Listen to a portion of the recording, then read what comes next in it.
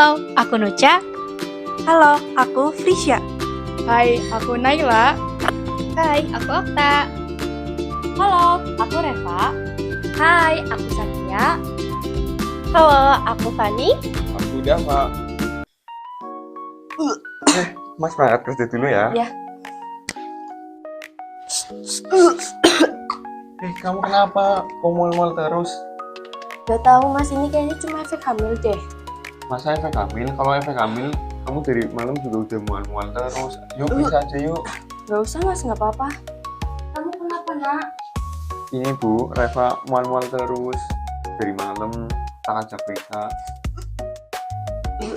Udah diperiksain aja, Nak. Barangkali kenapa-kenapa. Gak usah bu, kayaknya cuma efek hamil aja. Dulu juga ibu gitu kan pas hamil Reva. Ya, tapi tetap diperiksain aja ya. Yuk, periksa aja yuk. Gimana, Nak, tadi periksanya? Tadi kata dokter, Reva mengalami hiperemesis gravidarum. Apa sih itu hiperemesis gravidarum? Sejenis mual berat gitu bu. Nanti katanya mau ada penyuluhan di sini dari mahasiswa keperawatan. Oh ya udah nggak apa-apa, Nak. Nanti ajak teman-teman kamu sekalian. Katanya Naila lagi hamil juga. Ya nanti aku ajak. Baik, kami awali. Assalamualaikum warahmatullahi wabarakatuh. Waalaikumsalam warahmatullahi wabarakatuh. Selamat pagi, Ibu-ibu. Pagi. Perkenalkan, kami mahasiswa keperawatan dari Universitas Gamada Slawi. Perkenalkan, saya Nurul Cahyani, biasa dipanggil Nurul. Di sini saya juga bersama teman saya, Oktaviani Laksana, tapi biasa dipanggil. Sebelumnya, kami ingin mengucapkan terima kasih kepada ibu-ibu dan mbak-mbak yang telah hadir untuk melakukan penyuluhan ini. Jadi di sini kita mau membahas tentang hiperemesis gravidarum yang dialami Mbak Reva nih, supaya Mbak Reva bisa bagaimana sih cara menanganinya gitu. Sebelum kami memulai penyuluhan, kami ingin tahu nih background dari masing-masing terlebih dahulu, karena kita kan baru tahu dari Ibu Revanya sendiri nih. Kalau ini siapa? Bundanya. Oh, bundanya Reva. Untuk yang ini? Ya, Ibu Ibu Naila sedang hamil juga. Ya, usia kandungan 7 bulan. Yang ini? Saya Okta lagi program hamil. Oh, lagi promil. Ya, Saya Ibu Frisya mau menikah. Menurut Ibu Okta ya, kalau semisal mual muntah pada ibu hamil itu, menurut Ibu Okta sendiri gimana? Saya tuh tahu kalau mual muntah itu terjadi sama ibu hamil. Cuman belum tahu kayak penanganannya tuh kadang ada yang parah gitu. Tuh nggak tahu penanganannya itu gimana. Dan di sini kami sudah menyediakan ada 3 media, ada lembar balik, buklet, sama leaflet. Leafletnya nanti kami bagikan yang terakhir ya. Jadi kami menjelaskan dulu pakai buklet ini. Yang pertama di sini ada definisi hiperemesis gravidarum. Jadi hiperemesis gravidarum itu bukan sekedar mual muntah biasa, tapi kondisi ini adalah mual muntah yang lebih berat dan berlebihan sampai ibu hamil jadi sulit makan dan minum. Kalau hanya mual muntah ringan di awal kehamilan itu masih wajar. Tapi kalau muntahnya sering dan ibu sampai lemas, itu sudah perlu diperhatikan. Nah, hiperemesis gravidarum ini biasanya dipicu oleh peningkatan hormon kehamilan seperti hormon HCG, estrogen, dan progesteron. Hormon-hormon ini sebenarnya normal muncul saat hamil, tapi pada sebagian ibu kadarnya bisa lebih tinggi sehingga memicu rasa mual dan muntahnya yang lebih berat. Kira-kira kalau ibu-ibu mengalami mual muntah berat seperti ini, dampaknya bisa seperti apa dalam tubuh? Ada yang mau menjawab? Saya kami boleh. Dampaknya itu tubuh jadi lemas dan kekurangan. Betul sekali Bu Frisya. Jadi ini dampaknya bisa lumayan berbahaya ya. Boleh dijelaskan Pak? Kalau kondisi ini tidak ditangani dengan baik, dampaknya bisa cukup serius ibu, bisa mengalami kekurangan cairan dan gangguan keseimbangan elektrolit. Dan kalau berlangsung lama juga bisa memengaruhi pertumbuhan janin. Karena itu penting sekali bagi ibu hamil untuk mengenali tanda-tandanya sejak awal dan segera mencari pertolongan. Kita lanjut nih ke faktor risiko dan penyebabnya. Ada beberapa faktor risiko dan penyebab yang terjadi ketika hiperemesis hiperemesis gravidarum. Jadi ibu-ibu, faktor risiko dan penyebab dari hiperemesis gravidarum sedikit itu mual dan muntah saat hamil bisa dipengaruhi oleh beberapa faktor. Ibu yang sebelumnya pernah mengalami mual berat, hamil kembar, memiliki riwayat keluarga dengan keluhan serupa atau memiliki berat badan berlebih, memiliki risiko lebih tinggi mengalami kondisi ini. Selain itu, pada kehamilan dengan kelainan tertentu seperti mola hidradasa, keluhan mual bisa menjadi lebih berat. Penyebab utama mual dan muntah ini adalah meningkatnya hormon kehamilan, yaitu HCG, progesteron, faktor usia ibu yang terlalu muda atau di atas 35 tahun, kondisi stres atau cemas, faktor keturunan, kekurangan vitamin terutama vitamin B6, serta adanya infeksi pada lambung juga dapat memperberat keluhan. Oleh karena itu, penting bagi ibu untuk menjaga kondisi fisik dan psikologis selama kehamilan. Di sini, alhamdulillah Mbak Reva rutin mengonsumsi asam folat ya. Untuk Ibu Naila sendiri, ya. Kalau Bu Okta sudah mulai mengonsumsi asam folat belum? Belum, karena saya masih program. Ya nanti nggak apa-apa kok kalau program hamil justru juga dibolehkan untuk minum asam folat supaya bisa ini. Di sini juga ada nih yang namanya riwayat keluarga dari bundanya Reva sendiri. Dulu saat hamil Reva juga mengalami mual muntah berat seperti ini. Iya, bahkan saya susah banget buat makan berat susah, sama berat badan juga sampai nurun. Dia itu juga menjadi faktor risikonya ya, kenapa Ibu Reva bisa mengalami hal hiperemesis gravidarum ini. Lanjut ke tanda dan gejalanya. Ini ada yang namanya mual berat. M itu mual muntah berulang. Frekuensinya bisa 3-4 kali dalam sehari atau bahkan sepanjang hari. Jadi biasanya kan ada yang namanya morning sickness ya. Itu masih pagi-pagi hari doang. Kalau hiperemesis gravidarum ini hampir sepanjang hari terkena seperti Ibu Reva ini. Terus urin berkurang karena yang dikonsumsi tidak ada.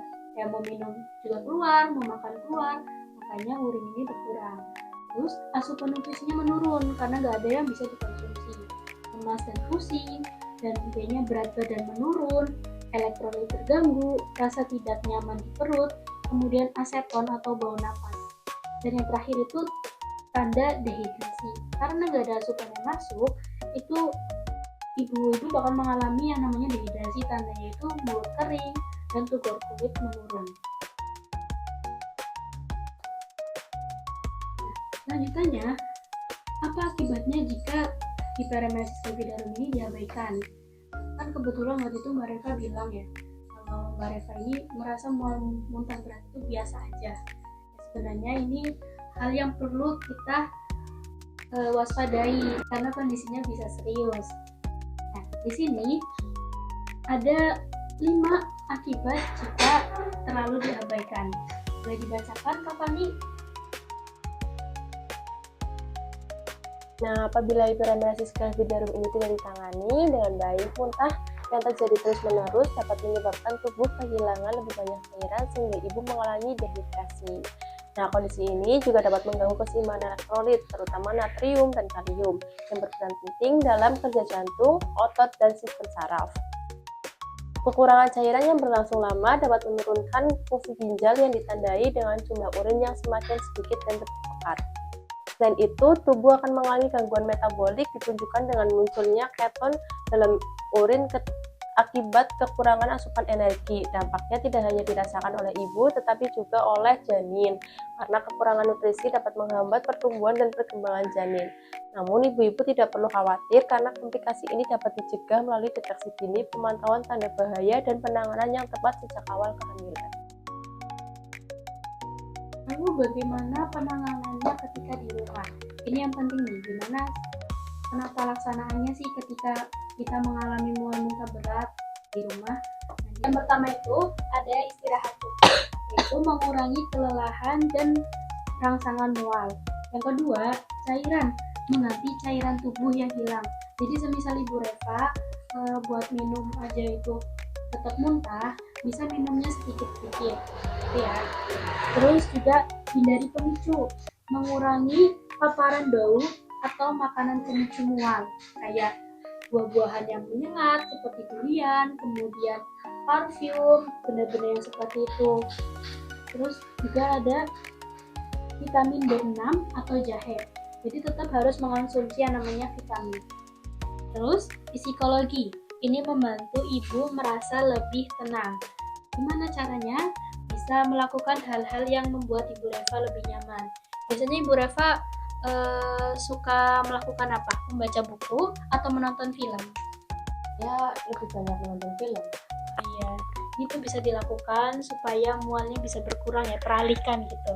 Terus juga semisal ibu-ibu mengalami kondisi mual muntahnya lebih parah, misal ibu Reva nih ternyata mual muntahnya tetap enggak berhenti setelah di puskesmas, itu bisa dirujuk lagi ya, minta rujukan untuk ke rumah sakit. Kita lanjut ke pencegahan. Boleh dibacakan Kak Fani bagaimana cara mencegahnya? Hiperemesis gravidarum ini sebenarnya bisa dicegah dan dikendalikan secara kehamilan apabila dikenali lebih dini. Pemeriksaan kehamilan secara rutin sangat penting untuk memantau kondisi ibu dan janin serta mendeteksi tanda mual muntah yang mulai berlebihan. Selain itu, ibu dianjurkan mengelola stres dengan baik karena kondisi emosional dapat memperberat mual dan muntah. Terus ini untuk makanannya, kita juga menampilkan beberapa diet makanan yang bisa dikonsumsi oleh ibu hamil yang mengalami hiperemesis gravidarum. Yang pertama, itu pengaturan pola makan menjadi sangat penting untuk membantu mengurangi mual dan muntah. Ibu dianjurkan mengonsumsi makanan kering seperti biskuit atau roti, terutama saat bangun pagi, karena jenis makanan ini lebih mudah diterima lambung dan dapat membantu menetralkan asam lambung. Selain itu, sebaiknya ibu menghindari makanan yang pedas, berminyak, dan berbau tajam, karena dapat merangsang pusat muntah dan memperberat rasa mual. Untuk membantu meredakan mual, ibu dapat minum air jahe atau teh hangat, yang dikenal dapat memberikan efek menenangkan pada saluran pencernaan. Apabila mual dan muntah terasa berat hingga menyebabkan lemas, ibu dianjurkan memprioritaskan minuman elektrolit untuk membantu menggantikan cairan dan mineral yang hilang akibat muntah. Jadi semisal nasi putih hangat biasanya nggak masuk ya, karena enak ya. Itu bisa diganti roti, kentang, ataupun jagung yang ibu Reva suka, atau ubi ungu kalau enggak ubi cilembu ya. Nah, terus juga kurang-kurangin makan yang pedas berminyak seperti itu kayak seblak, mie gacoan ya, teman-temannya jangan ngajak makan-makan seperti itu dulu ya. Nah, terakhir ini kita mengadakan evaluasi dulu nih supaya kita bisa tahu seberapa paham ibu-ibu di sini tentang hiperemesis gravidarum. Nah, di sini saya selanjutnya akan bertanya kepada Ibu Okta yang dalam program kehamilan ya. Untuk faktor resikonya tadi apa aja? Faktor resikonya itu meliputi kehamilan pertama, terus faktor hormonal, terus juga ada riwayat keluarga yang sebelumnya juga pernah mengalami hal serupa gitu ya. Benar sekali. Selanjutnya pada Ibu Krisya, saya ingin bertanya untuk pencegahannya apa aja? Yang pertama itu ada makan sedikit tapi sering, menghindari makanan yang berbau minyak, dan menjaga istirahat serta kondisi psikologis. Selanjutnya untuk pertanyaan terakhir nih untuk bundanya Reva. Kira-kira makanan apa yang bisa dikonsumsi oleh ibu Reva? Makanannya seperti roti, kentang, ubi ungu, terus minumannya bisa teh, jahe, dan menghindari makanan-makanan yang berminyak atau pedas seperti seblak, bakso. Ya, betul sekali. Ya, tepuk tangan dulu ya. Keren sekali. Alhamdulillah penyuluhan ini insya Allah berhasil ya, karena semuanya sudah mengetahui bagaimana cara pengertiannya, terus tanda gejalanya, faktor risiko, pencegahan, bahkan makanan apa yang bisa dikonsumsi. Kemudian sebelum menutup kegiatan ini, kami ingin membagikan yang namanya leaflet. Jadi di sini ada tanda gejala, faktor penyebab, kemudian pengertiannya juga, makanan yang dianjurkan dan yang harus dihindari, dan ini juga ada tips and trik mengurangi mual dengan cepat. Dan ini juga isinya hampir sama kayak lembar balik. Ini rincian-rinciannya.